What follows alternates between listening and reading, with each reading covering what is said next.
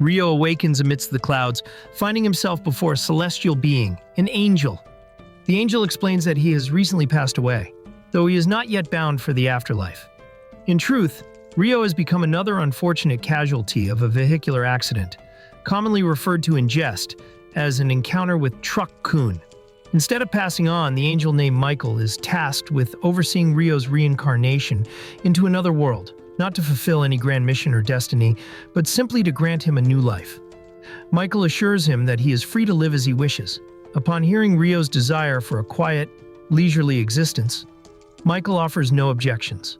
Before sending him off, Michael gives Rio a brief orientation about the new world, Fae, a realm imbued with magic, where approximately 20% of the population can harness elemental powers.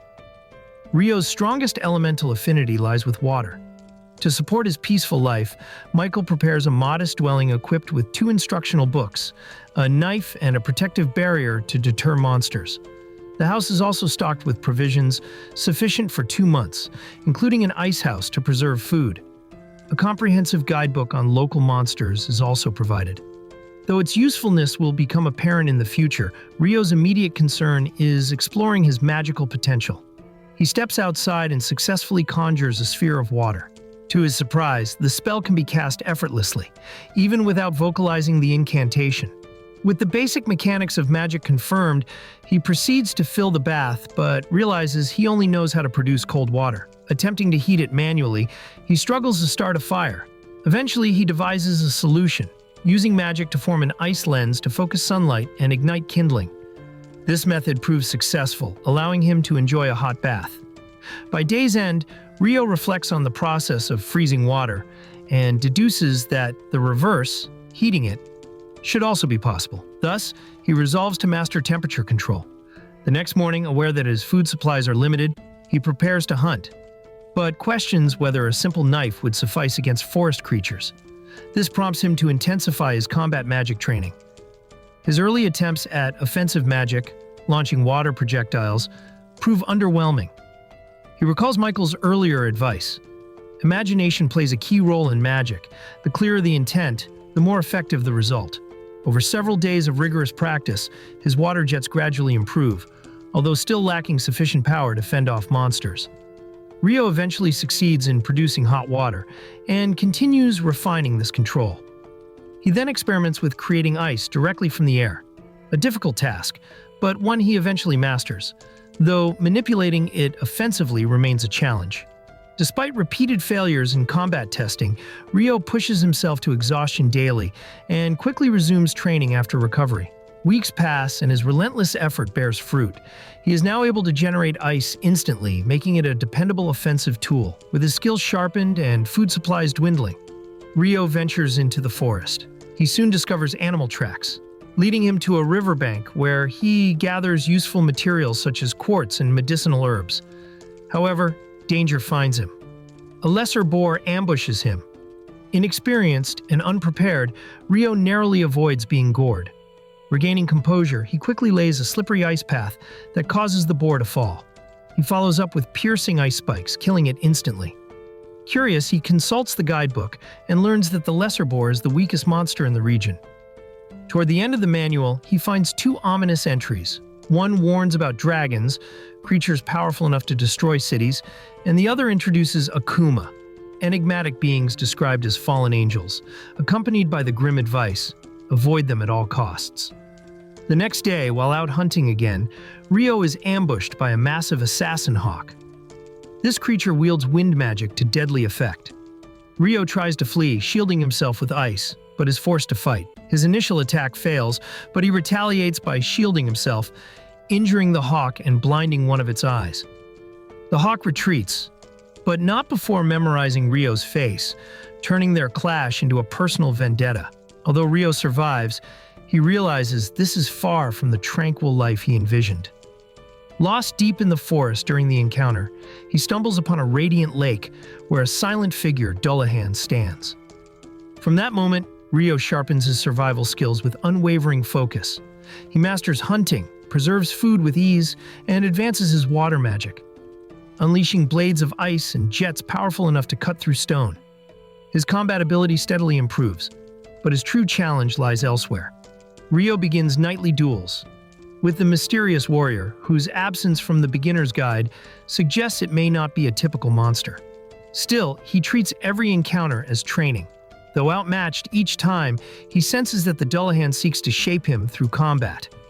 Eventually, it reveals its own mastery of water magic by extending its blade using a water-based technique.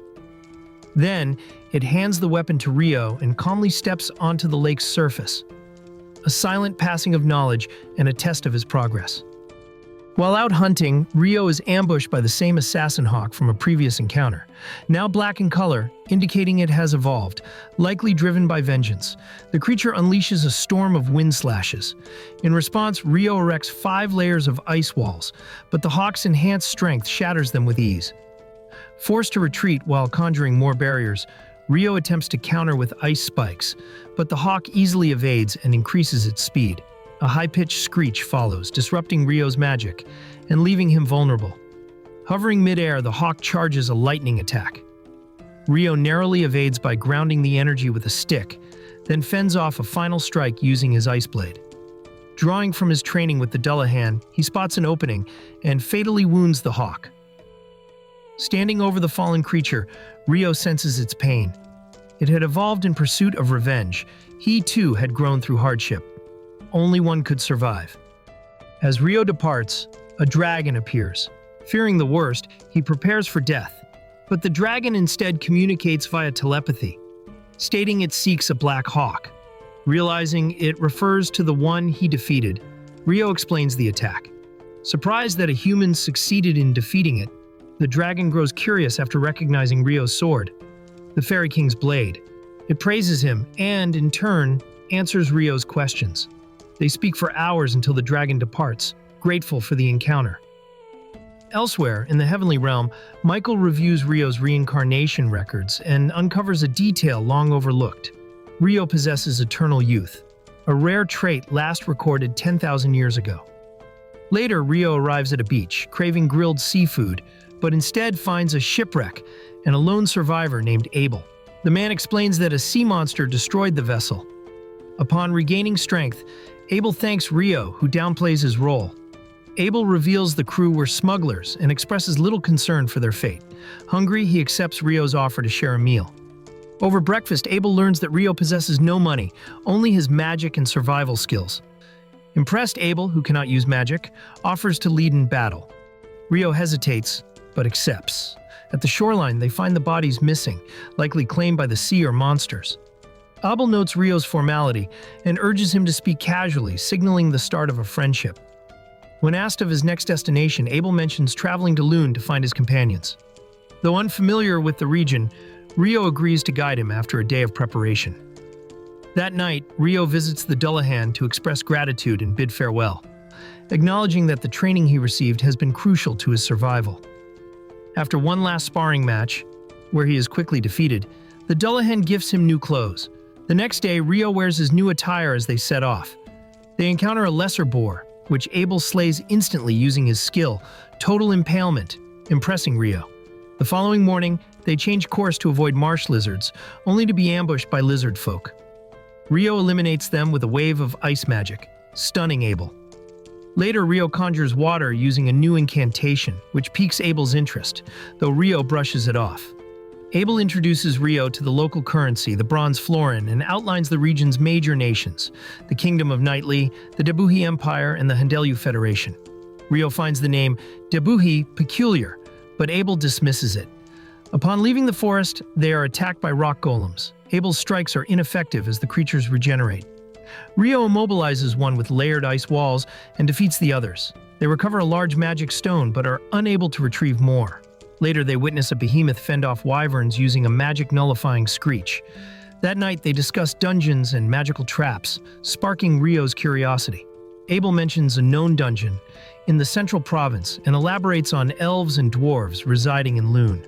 Rio's vague knowledge of these races draws suspicion, which he deflects by referencing an unnamed source. As they continue their journey, Rio takes the lead, stating that a human settlement lies beyond the mountain. Abel questions the origin of this knowledge, prompting Rio to recall the dragon's guidance. Still, he withholds the details. implying that the truth lies beyond human understanding. Suddenly, a powerful presence approaches. A griffin appears, leaving Abel frozen in fear. Acting fast, Rio distracts it by throwing meat into the air. The griffin snatches it and flies off, sparing them both. Abel realizes how helpless he was, while Rio acknowledges that a direct confrontation would have been fatal. Abel reflects that they're not equipped to face such creatures. Encounters with behemoths and griffins haven't surfaced in centuries, which raises his concern. Something about this region feels off. Rio, however, believes humans may have simply stopped paying attention. They conclude that the terrain may be shielding human territories from such beasts. Soon after, they encounter wyverns feeding nearby. Abel quickly determines that a direct assault would be too risky. With no alternative, Rio suggests attacking while they remain grounded, a strategy suited to Abel's close combat skills. Rio strikes first with ice magic, catching the wyverns off guard. Abel follows with precision. The noise draws more creatures, but a second spell from Rio creates an opening for a swift finish. After claiming their magic stones, another group appears. Forced into a second battle, they fight through and eventually reach the summit, where a human settlement lies beyond the mountain. After defeating several wyverns, Rio grows more confident, while Abel remains cautious. Though impressed by the number of magic stones collected, their focus shifts upon realizing they've traveled far north. Abel is unsure of their exact location, and Rio quietly worries they may have entered the Debui Empire. Abel reassures him the border lies ahead. When asked, Rio simply states his dislike for the name. Soon after, they find a road. Abel recognizes it as part of the route leading to Kailati, a town known for its cuisine. Rio welcomes the thought of a proper bed. At the tavern, Abel encourages him to register with the Adventurers Guild. The guild serves as identification and allows free movement between towns. Abel had also paid for Rio's initial entry. Membership permits legal trade of monster parts and magic stones. Without it, Rio would have to study alchemy, something he hadn't considered. His attention briefly shifts again when he tastes curry rice, unexpectedly familiar. Rio orders another serving and inquires whether curry is commonly served in Lune. Abel confirms, pleased that Rio enjoyed the meal. The next day as they depart, Rio continues to praise the dish. After several days of travel, they finally catch sight of Lune. At the city gates, a guard immediately recognizes Abel. Surprised by his return after months of absence, the guard expresses relief. Abel credits Rio for his safe return, prompting the guard to shake Rio's hand in appreciation. Abel then pays the entry fee, acting as Rio's guarantor, and they proceed to the guild. Abel explains that with his endorsement, Rio can begin at rank D rather than the lowest tier. Rio realizes Abel holds significant status. Higher ranks grant access to more lucrative quests, and their wyvern stones, rare and valuable, will be processed through the guild. Inside, the receptionist is stunned to see Abel alive. As adventurers gather around, Rio steps outside. An elf girl briefly glances at him before moving on. She notices his outfit, one associated with the Fairy King, and remarks that he must have left a strong impression. Afterward, she mentions that she's in a hurry and walks away, suggesting they might cross paths again. Back inside, Abel introduces Rio as the one who saved him. During registration, Abel formally recommends him for rank D. The receptionist is surprised. It's Abel's first endorsement. She alerts the guildmaster, who arrives immediately. On seeing the stones, he identifies them as wind elementals, monsters that usually require an entire unit to subdue. Abel explains they encountered them south of the Malefic Mountains, a nearly impassable area. The guildmaster approves the promotion. Abel's party, the Crimson Sword, soon arrives and welcomes him. Meanwhile, Rio completes registration. His element is water, and he learns that new adventurers are granted 300 days of free lodging. Due to his lack of dungeon experience, he's enrolled in a beginner's course. His guild card is issued after placing his hand on a crystal, officially marking his adventurer status. Later, the guildmaster sends out a report confirming Abel's return. Abel brings Rio to shop for supplies, offering to buy a staff and clothes. Rio declines the staff, noting he also uses a sword. Abel, seeing the blade's short length, is curious. Rio admits he still doesn't fully understand this world's systems. Abel explains that time flows the same as Earth. Days, weeks, and months are familiar. Rio begins to wonder if others from his world have arrived before him. That evening, Abel hosts a quiet celebration in Rio's honor. introducing him to the group as the one who saved his life. The next morning, Nina escorts Rio to the dormitory. There, he meets his roommates, Niels and Ito.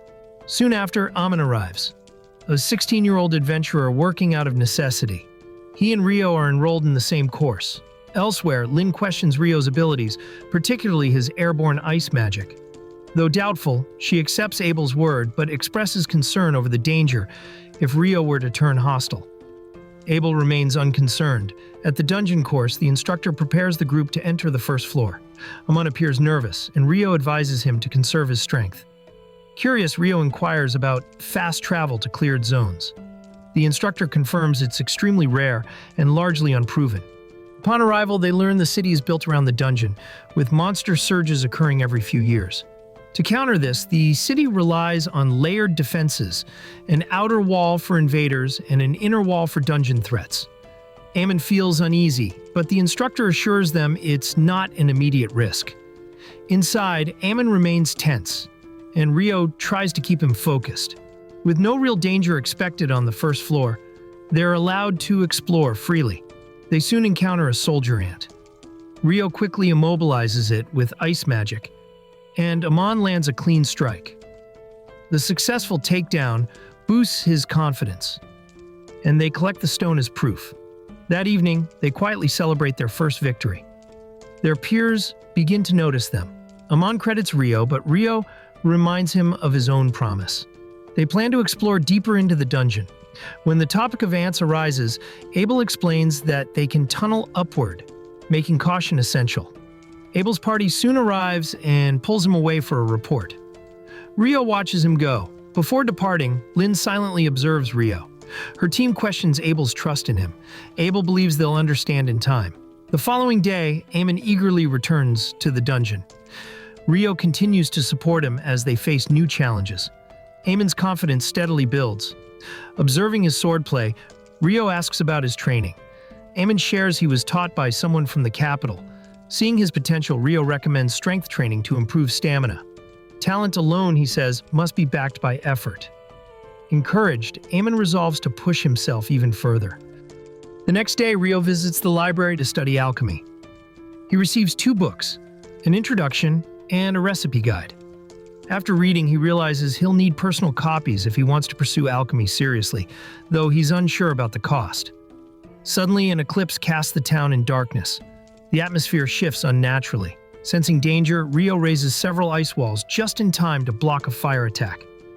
As the dust clears, a demon girl appears. She's surprised to see a human caught in the phenomenon, but intends to kill him regardless. From her power, Rio realizes she's an Akuma. Unsure if escape is even possible, he braces himself. She forms a massive fireball, and Rio responds with more ice walls, though they struggle to hold. She breaks through and launches a wind attack. Rio narrowly avoids a fatal hit.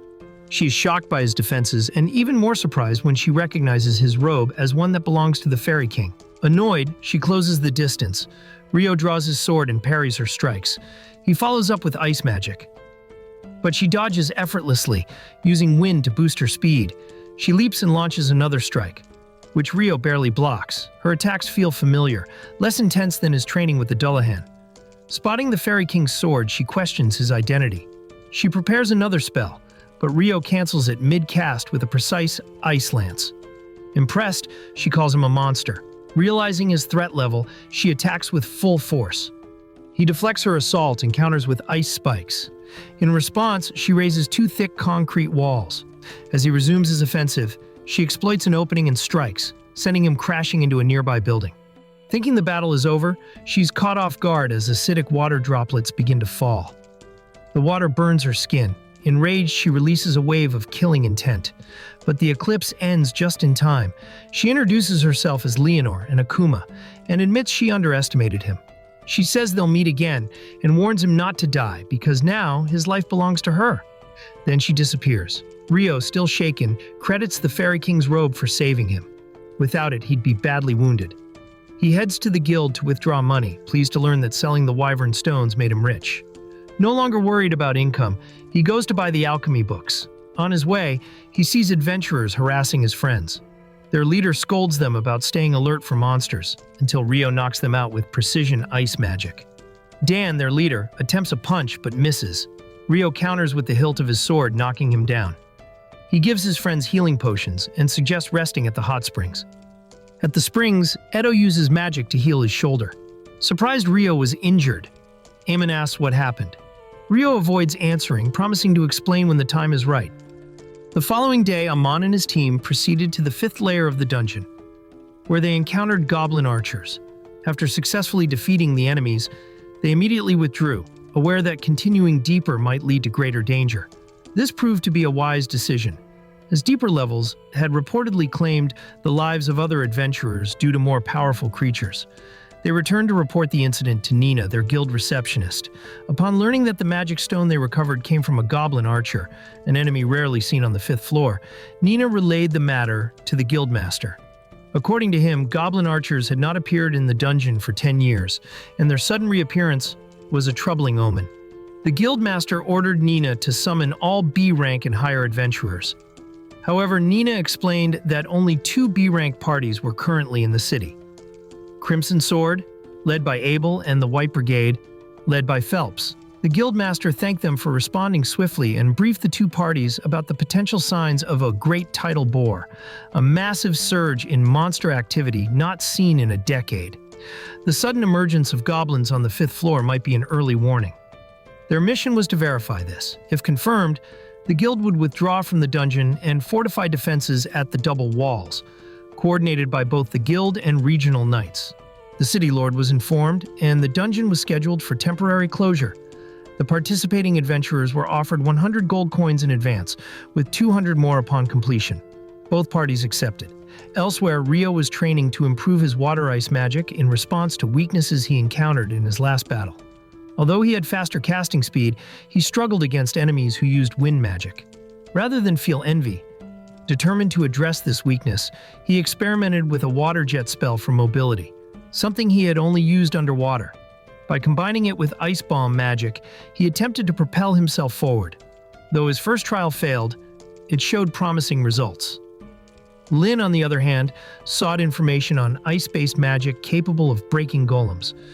However, such advanced spells were not found in ordinary texts and could only be cast by the continent's strongest wizards. While returning a book, she encountered an elf. They exchanged greetings before parting. The next day, Rio visited the North Library to study alchemy and learn more about the Akuma. Although it was smaller than the South Library and had fewer resources, he continued his search. Inside, he met the beautiful elf again, named Sarah, who introduced herself formally. Rio introduced himself as an adventurer, and Sarah mentioned it was likely not a coincidence they met again. She asked what he was looking for. Rio explained that he was looking for books on alchemy, particularly golem craft, although his true aim was to learn and gather information on the Akuma. Sarah noted that golem craft was highly advanced and rarely studied. Familiar with the library, she offered to help him locate relevant materials. As they talked, Sarah mentioned being part of a B-rank party named Wind, though she was the only member. Rio remarked that a friend had told him there was only one elf in town, which Sarah confirmed. Few elves lived in human cities, making her presence unique. While Rio and Sarah searched for books, preparations continued outside. Crimson Sword, White Brigade, C-rank adventurers, and regional knights gathered near the dungeon. When the guildmaster attempted to open the dungeon gate, Abel warned him to wait due to a strong sense of danger. Using wind magic to scout, Lin discovered hundreds of monsters gathered near the entrance, suggesting a full-scale tidal bore was imminent. The guildmaster ordered all exits sealed and instructed adventurers and knights to arm themselves. A public notice announced the dungeon's closure. Defense forces were stationed atop the walls in preparation for battle. Soon, goblins emerged. The adventurers launched flaming arrows, while the goblins responded with their own weapons, bows, swords, and even magic. Goblins keep on coming as if there's no end to it. The battle lasted all day. Bodies of goblins were scattered everywhere, while battered adventurers and knights are taking their rest. Both sides suffered heavy casualties, and the defenders began running low on weapons. After most goblins were eliminated, the 2 B-rank parties moved in to defeat the remaining archers. However, 3 goblin generals appeared, an indication that the Goblin King was approaching. The defense force keep the goblin generals at bay by exchanging blows, Abel ordered their elimination before the king could arrive, but they were too late. The Goblin King appeared and swiftly ended his own generals using a powerful air slash. The B-rank adventurers immediately confronted the Goblin King. The adventurers realized that the Goblin King is prepared to finish them together with its generals. Despite their coordinated attacks, their weapons proved ineffective. Abel then decided to use their final resort. While Lyn prepared her wind magic, he launched a distraction attack using sword skill, perfect shadow and combat skill to impale the Goblin King. Once ready, Lyn unleashed wind magic bullet rain, piercing the Goblin King's body, sending him on his knees and eventually ending the battle. All this time, Lyn was casting the long spell for the final attack. As the adventurers erupted in cheers, the operation concluded in victory. If you've enjoyed this so far, drop down below and show us some love by liking, subscribe and sharing. Next chapter will come out soon enough if not already, but for the meantime, check out our other videos on the screen. I highly recommend The Daily Life of the Immortal King. The link is in the comments section below. Thank you for watching until the end. Subscribe for more videos like this.